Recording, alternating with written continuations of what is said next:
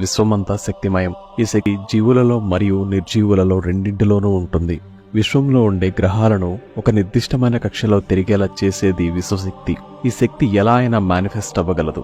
మనం మెంటల్గా మరియు ఫిజికల్గా చూస్తున్న ప్రతిదీ ఈ శక్తి నుండి జనించినవే. అలాంటి ఈ శక్తిని మనం లైఫ్ ఎనర్జీగాను, స్పిరిచువల్ ఎనర్జీగాను, మెంటల్ ఎనర్జీగాను మార్చుకోవచ్చు.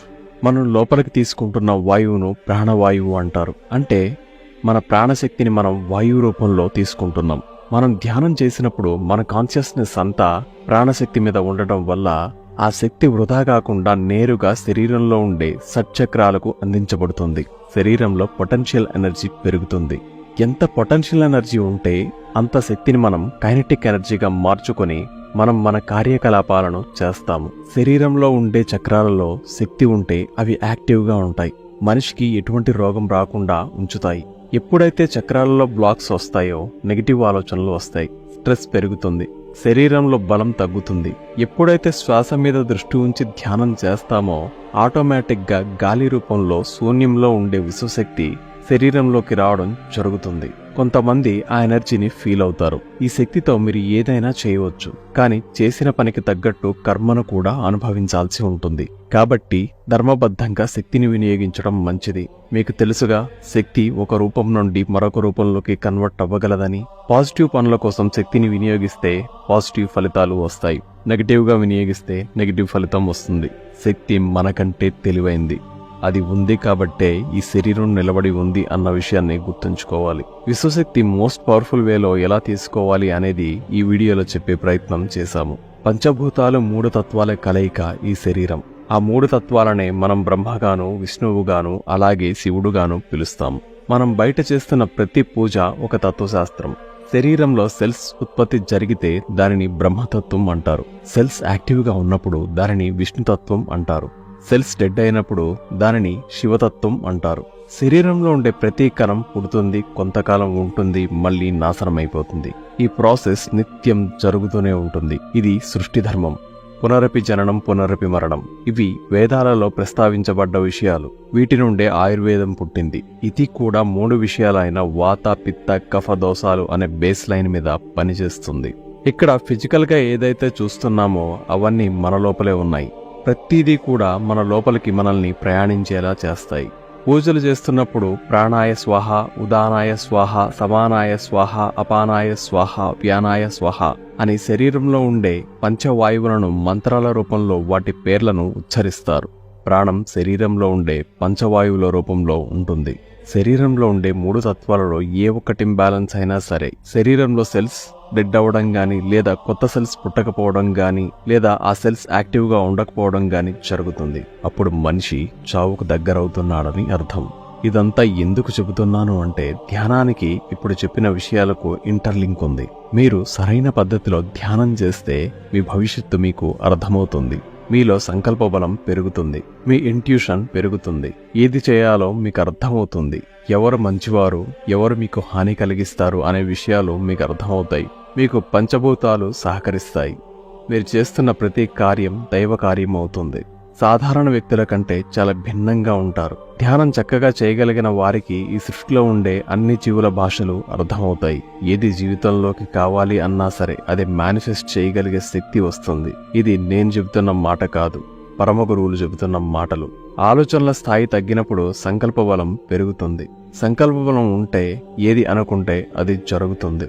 ఈ రోజు మనం వాడుకుంటున్న పరికరాలన్నీ మన మేధస్సు నుండి పుట్టినవే. అంటే మన మేధస్సుకు ఆ పరికరాలు చేసే పనిని చేసే సామర్థ్యం ఉందని అర్థం. మీరు ధ్యానం సరిగ్గా చేయగలిగితే మీరు ఏదైనా చేసే శక్తిని పొందుతారు. కానీ మనకు ధ్యానం కుదరడం లేదు అనేది పెద్ద సమస్య.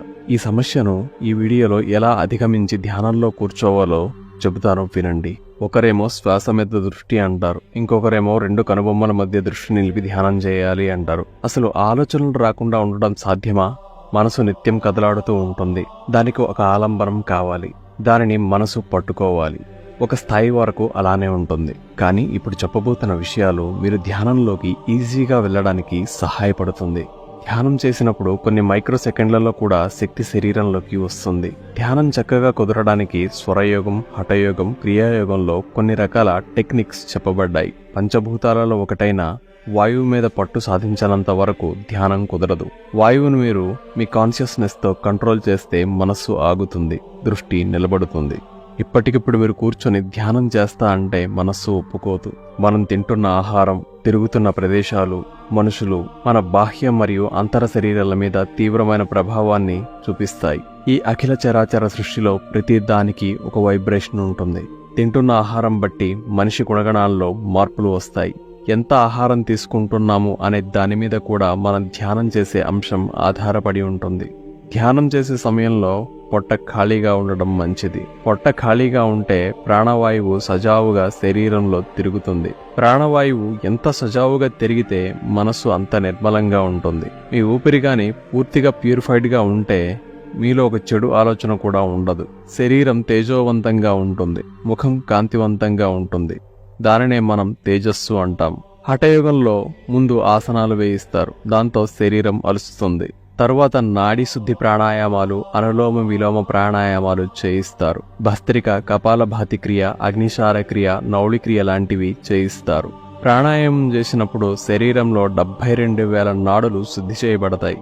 నౌళి, కపాలభాతి, అగ్నిసార క్రియలు చేసినప్పుడు జీర్ణశక్తి పెరుగుతుంది. అలాగే నాభిస్థానంలో 72,000 నాడులు కనెక్ట్ అయి ఉంటాయి. ఆ నాడులు యాక్టివేట్ అవుతాయి. ఇలా చేసినప్పుడు శరీరంలో అన్ని సెల్స్ యాక్టివేట్ అవుతాయి. అప్పుడు శ్వాస సజావుగా జరుగుతుంది. ఆ సమయంలో శ్వాస మీద దృష్టి పెట్టినా, గురుమధ్యంలో దృష్టి పెట్టినా ధ్యానం చక్కగా కుదురుతుంది. చేస్తున్న ధ్యానానికి విలువ ఉంటుంది. దాని ప్రభావం రోజంతా మీ మీద ఉంటుంది. మీరు మంచిగా ప్రాక్టీస్ చేస్తే దాని ప్రభావం మామూలుగా ఉండదు. ఎన్ని పనులు చేసినా సరే ఉదయం లేచినప్పుడు ఎంత ఫ్రెష్గా ఉంటారో రోజంతా అదే ఫ్రెష్నెస్ కంటిన్యూ అవుతుంది. ఇలా చేసినప్పుడు కొన్నిసార్లు దైవానుగ్రహం వల్ల సుషుమ్న నాడి యాక్టివేట్ అవుతుంది. అది యాక్టివేట్ అయినప్పుడు మామూలుగా ఉండదు. 1000 సార్లు రతిలో పాల్గొంటే ఎంత ఆనందం ఉంటుందో అది యాక్టివేట్ అయినప్పుడు మీలో కలిగే ఆనందం అంతలా ఉంటుంది. ఆ సుషుమ్న నాడి గుండానే కుండలిని శక్తి సహస్రార చక్రానికి చేరి జీవన్ముక్త స్థితిని ప్రసాదిస్తుంది. అయితే ఇక్కడ నేను యోగం అనే మాటను ప్రయోగించాను. యోగం గురువు లేకుండా చేయరాదు. గురువు కోసం భగవంతుణ్ణి కోరండి.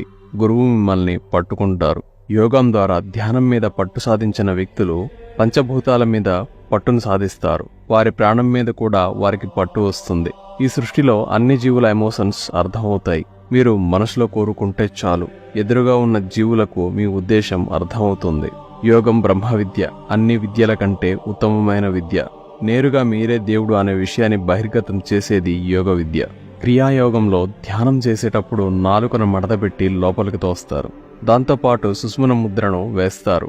వాయుతత్వాన్ని మరియు అగ్నితత్వాన్ని యాక్టివేట్ చేస్తారు. ఈ పద్ధతిలో ధ్యానంలో కూర్చున్న ధ్యానం చక్కగా కుదురుతుంది. మూడవది స్వరయోగం.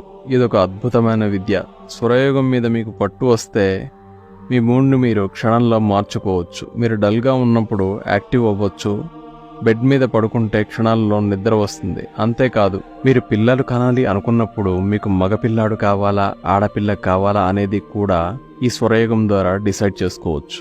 ఈ స్వరయోగం మొత్తం 2 ముక్కు రంధ్రాలను ఆధారంగా చేసుకుని ఉంటుంది. ఎడమ ముక్కు రంధ్రాన్ని చంద్రనాడి అని, కుడి ముక్కు రంధ్రాన్ని సూర్యనాడి అని పిలుస్తారు. మీరు యాక్టివ్గా పనిచేస్తున్నప్పుడు సూర్యనాడి అంటే కుడి ముక్కు రంధ్రం యాక్టివ్గా ఉంటుంది. మీరు నిద్రలోకి జారుతున్న సమయంలో ఎడమ ముక్కు రంధ్రం యాక్టివ్గా ఉంటుంది. మీకు గాని ఎడమ ముక్కు రంధ్రం యాక్టివ్గా ఉంటే మీరు ధ్యానం చేయలేరు. పిచ్చి పిచ్చి ఆలోచనలు వస్తాయి. అదే కుడి ముక్కు రంధ్రం యాక్టివ్గా ఉన్నప్పుడు మీకు ధ్యానం కుదురుతుంది. 2 ముక్కు రంధ్రాలు యాక్టివేట్ అయినప్పుడు మీ శ్వాస సుషుమ్న నాడిలోకి ప్రవేశిస్తుంది. అది కుండలిని శక్తిని మేల్కొల్పడానికి సహాయపడుతుంది. కుండలిని మహాశక్తిని మీకు మీరుగా మేల్కొల్పడానికి ప్రయత్నం చేయవద్దు. హఠయోగంలో 2 ముక్కు రంధ్రాలు ఎప్పుడు పడితే అప్పుడు యాక్టివేట్ చేయడానికి ప్రాణాయామంతో పాటు జలదౌతి, సూత్రనీతి, జలనీతి లాంటి క్రియలు చేయిస్తారు. ఇవి చేసినప్పుడు శరీరంలో కఫం పోవడమే కాకుండా 2 ముక్కు రంధ్రాలు క్లీన్ అవుతాయి. సైనస్ లాంటి సమస్యలు తొలగి శ్వాస సజావుగా జరుగుతుంది. శరీరంలో ఉండే 72,000 నాడులు శుద్ధి చేయబడి ఏకాగ్రత కుదురుతుంది. ఇదే హఠయోగంలో త్రాటకం అనే ఒక స్టెప్ ఉంది. ఒక బిందువుని గాని లైట్ ని గాని తదేకంగా చూస్తూ ఉంటారు. కళ్ళు మోయకుండా తదేకంగా చూడడం వల్ల ఏకాగ్రత పెరుగుతుంది, దృష్టి ఆగుతుంది, మనస్సు ఆగుతుంది. అలాగే కంటి నుండి నీరు ధారగా కారడం వల్ల కర్మక్షయం కూడా జరుగుతుంది. కర్మక్షయం చేసుకోవాలి. ఏదో ఒక పని చేయాలి అనుకున్నప్పుడు కర్మ అడ్డుపడుతుంది అనుకుంటే త్రాటకం చేయడం ఉత్తమం. అలాగే శరీరంలో పాజిటివ్ ఎనర్జీ పెంచుకోవాల్సి ఉంటుంది. మీరు పూజలు చేస్తున్నప్పుడు బాగా గమనించండి. ప్రాణాయామ సహితంగా మంత్రం జపించండి అని చెబుతారు. ధ్యానం సమర్పయామి అనే మాటలు వినిపిస్తుంటాయి. అలా చేసినప్పుడు ఆ శక్తి మీలో ఉండి మిమ్మల్ని నడిపిస్తున్న శక్తికి ఆ మంత్రం అందుతుంది. హఠయోగంలో అంతరకుంభకం, బాహ్య కుంభకం అని 2 రకాలున్నాయి. ఇవి చేసినప్పుడు శరీరంలో ఉండే అన్ని సెల్స్ యాక్టివేట్ అవుతాయి. 1,000,000 సార్లు మంత్రజపం చేస్తే ఎంత శక్తి వస్తుందో ఒక్కసారి కుంభకం చేస్తే శరీరానికి అంత శక్తి వస్తుంది. వీటన్నింటితో పాటు కనీసం 40 నుండి 90 రోజులు బ్రహ్మచర్యం పాటించగలిగితే మీ జీవితం ఒక మలుపు తిరుగుతుంది. పట్టు విడవకుండా సాధన చేసిన వారు మీకెవరైనా తెలిసి ఉంటే వారిని ఒకసారి అడగండి. వారి జీవితంలో ఏం జరిగిందో చెప్తారు. ఇన్ని రకాల ఆటుపోట్లను అధిగమించినప్పుడు నెక్స్ట్ లెవెల్లో ధ్యానం మీకు కుదురుతుంది. ఇనీషియల్ స్టేజ్లో ఆలోచనలు వస్తున్నప్పుడు వస్తున్న ఆలోచనను మీరు సాక్షిగా గమనించడం మొదలుపెట్టండి. అప్పుడు మీరు ఆలోచనలు వేరువేరుగా ఉంటారు. అంటే మీరు ఆలోచన కాదు, దానిని గమనించే సాక్షిగా ఉంటారు. అప్పుడు ఆలోచనలు రావడం మానేస్తాయి. అలాగే ధ్యానంలో కూర్చునే ముందు నాకు ఎటువంటి ఆలోచనలు రావు, నా దృష్టి నిలబడుతుంది అనే సంకల్పం చెప్పి ధ్యానం చేసిన ఆలోచనలు ఆగుతాయి. ధ్యానం అనేది మానసికమైన చర్య. దీనికి మనసుతో సంకల్పం చెప్పిస్తే ఖచ్చితంగా మన బుర్ర మన మాట వింటుంది. ధ్యానంలో నాద బిందు కళలు అని కూడా ఉన్నాయి. శబ్దం మీద దృష్టి ఉంచి మీరు ధ్యానం చేయవచ్చు. ఇది సాధారణంగా బుద్ధిజంలో మీకు కనిపిస్తుంది. ఒక సింగింగ్ బౌల్ని మోగించి దాని నుండి వచ్చే శబ్ద తరంగాల మీద దృష్టిని నిలుపుతారు. ఇది కూడా ధ్యానం చేసుకోవడానికి ఒక మంచి పద్ధతి. సర్వేజన సుఖినో భవంతు.